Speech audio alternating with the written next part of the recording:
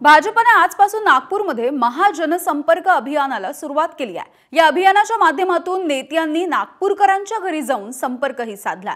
केंद्रीय मंत्री नितीन गडकरी, प्रदेशाध्यक्ष चंद्रशेखर बावनकुळे, निवडणूक प्रभारी कैलास विजयवर्गीय यांनी नागपूरमधल्या रामपेठ परिसरामध्ये जाऊन घरोघरी जाऊन भेटी दिल्या। याच अभियानाच्या माध्यमातून भाजपचे कार्यकर्ते मतदार याद्यांमधील नावांची तपासणी सुद्धा करतायत। काही दिवसांपूर्वी केंद्रीय गृहमंत्री अमित शहा यांनी नागपुरात विदर्भामधल्या प्रमुख पदाधिकाऱ्यांची बैठक घेतली होती आणि यानंतर आता भाजपने महाजनसंपर्क अभियानाला सुरुवात केली आहे।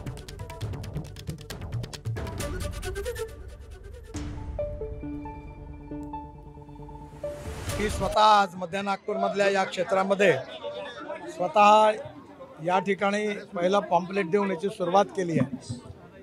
जे काही काम 10 वर्षामध्ये मोदीजींच्या नेतृत्वाखाली भारत सरकारने केलं आणि महाराष्ट्रामध्ये पण जे कामं सुरू आहेत त्या सर्वाचा परिणाम जनतेमध्ये दिसून येतो आहे। या जनसंपर्क अभियानाच्या द्वारे लोकांना सगळ्या कामाची माहिती देण्याचा प्रयत्न कार्यकर्ते आणि आम्ही सगळे मिळून करतो आहे। यातून जनतेचा आशीर्वाद आणि शुभेच्छा आमच्या मागे आहेत आणि नक्कीच येणाऱ्या निवडणुकीत आम्ही विजय होऊ असा मला विश्वास आहे। एबीपी माझा, उघडा डोळे बघा नीट।